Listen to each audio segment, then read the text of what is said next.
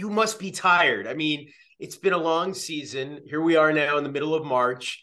It's obviously winding down. You know, getting to the top of the podium, those climbs 13 times, that's taxing, I would imagine. Yeah, it is taxing, but it's also it's what we do. It's all of us, all of the athletes racing on the World Cup, we all work that hard for the hopes to be able to achieve that. So for sure, it's tiring. And especially at this point in the season, you start to feel just the cumulative effect of, for me, being on the road for the last 6 months. I haven't seen home since September. Yeah, it is tiring, but it's also, that's why we do it. You've had a couple of days to let 87 sink in. What does it mean to you? Oh, that's a humdinger. I mean, I've had time to let it sink in, and what I'm realizing is it's not sinking. It doesn't. This is how it's been my entire career. I've always struggled to sort of realize the successes, and it didn't matter if it was, Olympic gold or world championships medals, or now, the latest with 87. It's like, you can't sum up 10 years worth of racing on the World Cup, or actually 12 years worth of racing on the World Cup, 10 years since my first win, 28 years being alive. Like, you can't sum it up in one number. So it's hard to put a meaning on it. And I guess I don't actually have an answer to that question. It's just kind of wild, I guess, is what it is. Is it something that kind of is a pattern in your career? Not reveling in it allows you to keep your focus and your drive, not ever feeling satisfied. Yeah, I do feel like one of the really interesting things this past weekend, or I guess it was racing on Friday, Saturday. We'll call it a race weekend just for simplicity's sake. After Friday, after getting 86, that day was really my big focus for that weekend, and really for the rest of the season, because I had the opportunity to secure the giant slalom season title, and that was sort of my big focus. And I would say, I told everybody there is, if I was standing in the start gate of the second run, knowing that I had the lead, knowing that I had the chance to win 87, but if you had said to me, like, you have to choose, of course, if I won the race, then I would have gotten the GS Globe anyway. But let's just say, argument's sake, you have to choose GS Globe or 87. You don't get both. What would you choose? I would have chosen the GS Globe. And at the end of the day, I was able to get both, which is mind-boggling. But it was just, I feel like I try to set my sights on things that are somewhat manageable in my mind. And I've always focused on the season titles because it represents consistency throughout the season. It's not just, you don't just have to perform one race. You have to perform from start to finish. So I went into this weekend, long story short, I went into this weekend thinking GS Globe is my goal. And then on Friday, we secured the GS Globe, got 86. Then I realized on Saturday that I could get 87, but in the end of the day, like, 86 was almost the hardest thing.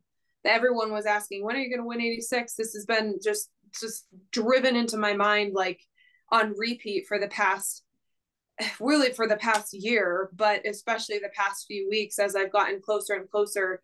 That's just been something I almost can't not focus on. And I've really been trying hard not to focus on it, because it doesn't do anything for me to just go out in a race and hope that I win 86. Like, you don't win just by wanting it to work. You have to actually do the job and take care of business.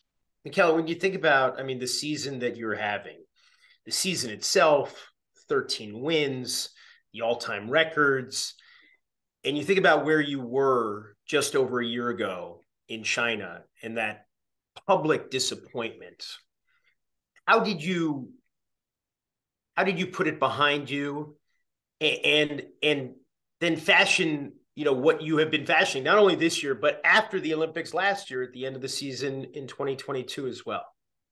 Yeah, I guess I realized pretty quickly with some distance once we left China and got back to a little bit more of a familiar environment for ski racing, something I'm for sure more used to, and just raced more World Cups. And the first World Cup I did after the Olympics, I was on the podium. And for a moment, I thought, could this not have happened one race ago? Like, I would have saved me a whole lot of frustration, and really more frustration from having to explain myself over and over again to people who don't really care. They're only interested in the Olympics and every 4 years, and the pressure, pressure just gets so elevated, and they want to know why you failed, but then you give them an answer and they're like, well, I don't actually care. All I know is that you failed and I don't really want an explanation. I just that's what it is. And I'm like, why couldn't I've just gotten this podium 1 week ago? Seriously, that's all it would have taken, and all of that extra disappointment wouldn't have existed. And then I kind of realized that, well, first of all, in life, you don't get what you want most of the time. And even as many times as I've won races and where I am now, I can still say that most of the time in life, I haven't gotten what I wanted. I've had to settle on some level. I've had to learn lessons the hard way. I try to learn lessons as well as I can so I don't have to learn them the hard way too many times. But in this sport with so many variables, you just have to keep picking yourself back up and keep going out and keep focusing on what brings you back to it. For me, it's just love for skiing. It's an incredible feeling to ski well or ski the fastest down the mountain. Winning a race is great, but the actual feeling you have when you're skiing the run is unbeatable. And that's what I do it for. And I realized after Beijing, is like, I don't need to put this behind me. I actually probably need to carry it with me a little bit, because it's just a reminder that the results are exciting. It can be satisfying. It can be great. It can be disappointing, whatever it is, on a whole spectrum of different emotions. But I will keep coming back for it because I'm motivated to ski faster, and I like the feeling of being one of the best skiers in the world. Mikaela, when you say, in my life, I usually don't get what I want. If somebody's going to look at somebody's life and think they usually get what they want, yeah, they would think it's Mikaela Shiffrin. So what do you mean? I think so many people could actually say that about life. It's just like, life is, there's so much more that's happened in my life than just the ski racing side of things. I mean, I've dedicated pretty much 100% of my time to this sport since I can remember, but there's still so much of life that happens outside of skiing. I mean, it would have been great to win a medal at the Olympics last year, but that's not something that I would choose to go back and change now. If I could go back in time and change something, it would be that my dad wouldn't have died. Like, that would be the thing I change. So I think maybe that's a fairly extreme example, but everybody on a daily basis walks through life having things happen that don't go the way that they would want. It could literally be just like waking up and going to the grocery store and you get stuck in traffic. It's like, that's just kind of what life is a series of really chaotic events. And then every now and then something great happens, which makes it all worth it, basically. But I'm not going to say that I haven't experienced like more than my fair share of things going well for me. And especially if you compare it with other ski racers, just the fact that I've achieved 87 victories when no one else has been able to. I have no idea why me, or why that worked out when others have tried and gotten so close. And like, I don't know what the answer is to that, but I certainly know that I've I've enjoyed far, like I said, far more than my fair share of the successful moments, but I don't just measure it off of World Cup wins. It's been 3 years since your father died. Um, what were you thinking about him this weekend, Friday and Saturday? I was thinking a lot about him. I was the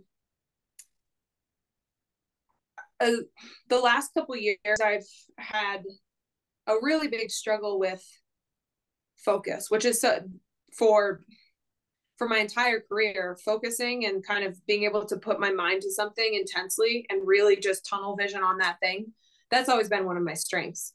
And after my dad passed, the last 2 seasons, it was an incredible challenge. Not only focus, just like intensity of focus, but also duration of focus.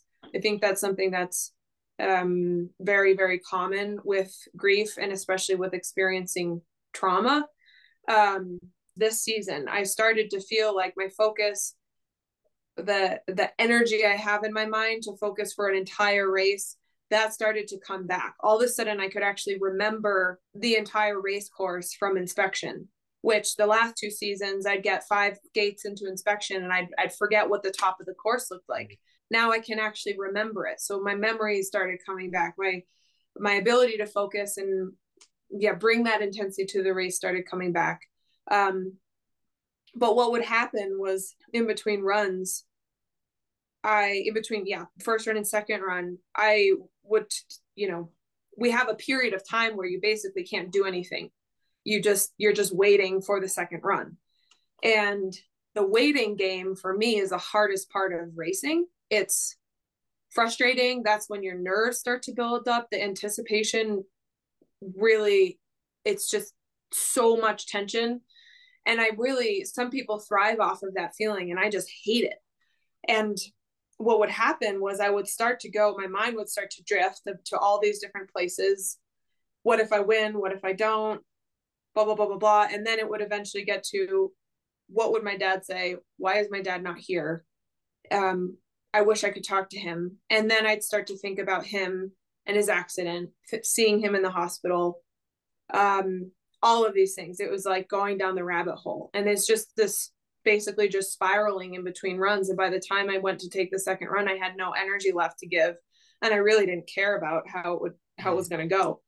And this season, that's actually been a change. But between the first 2 runs of the race on Saturday, I had a moment where I felt like, let's just say that there's a box of all the negative things that you have in your soul or your heart or whatever in your general existence. You've got, your positive side, and then you've got the anger and the sadness and the hurt and frustration and pain and all of the other things. And I've tried to really wrap that all up in this box and lock it and not let it out unless it really needs to come out. And it was like in between the first run and the second run on Saturday, I felt like somehow I needed to let some of this energy out. And I could feel myself starting to go down the rabbit hole, thinking about all those things about what I just said about my dad and what I still feel. So much of what I feel about his accident and his passing and everything, I feel a ton of anger, and I don't like that feeling. But when you start to feel it, somehow it's like satisfying. So I just let it out. I let the anger out a little bit more.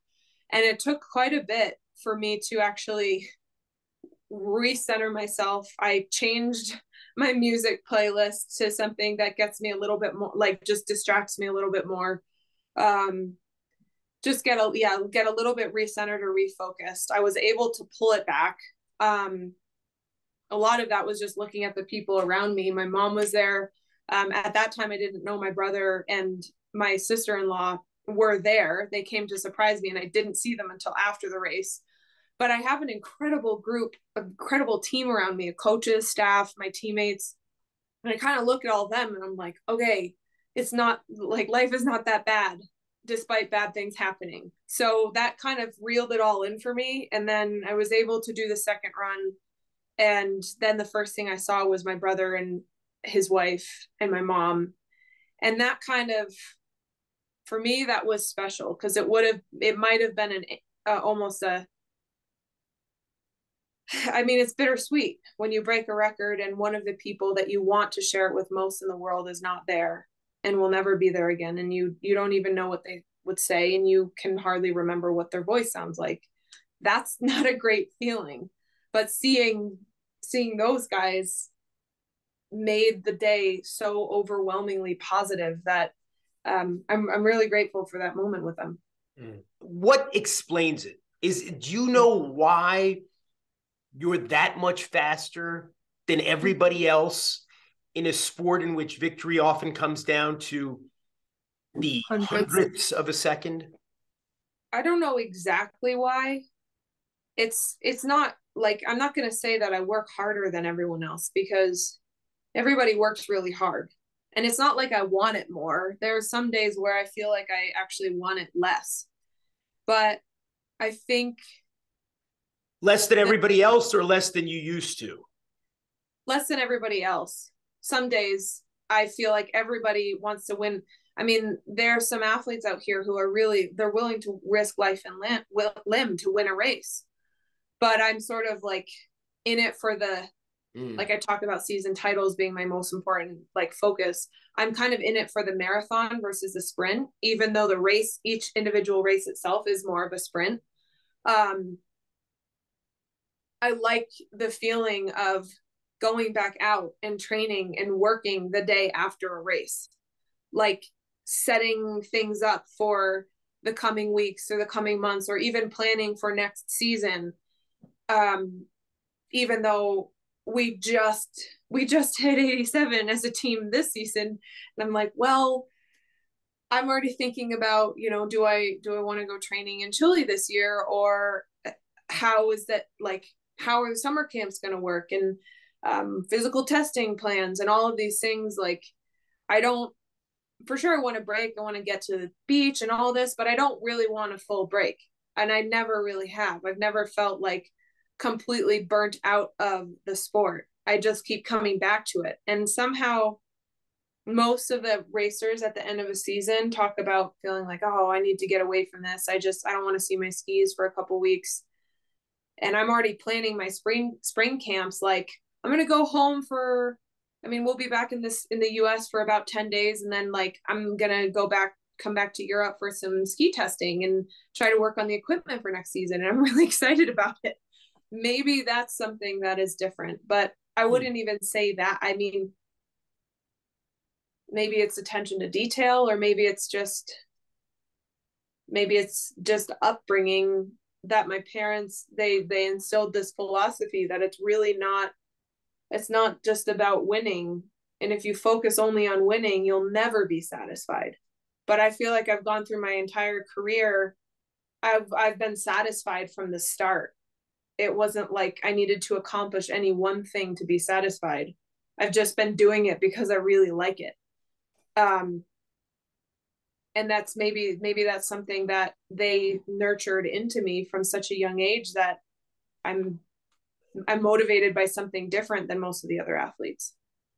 Typically, Mikaela, when somebody gets to one of these career milestones, right, it's near the end of their careers. They're older, that's the nature of it. But you're not. How are you going to stay motivated? You're only 28 for another half decade when you've already reached this mountaintop. So.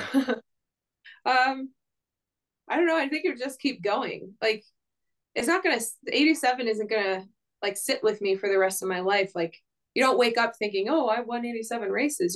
You wake up and you're like, oh, what's for breakfast? I mean, that hasn't changed. And I don't know if it's going to. I think I'm still going to feel the same kind of nerves every race that I do until I don't. And then it's time to retire, I guess.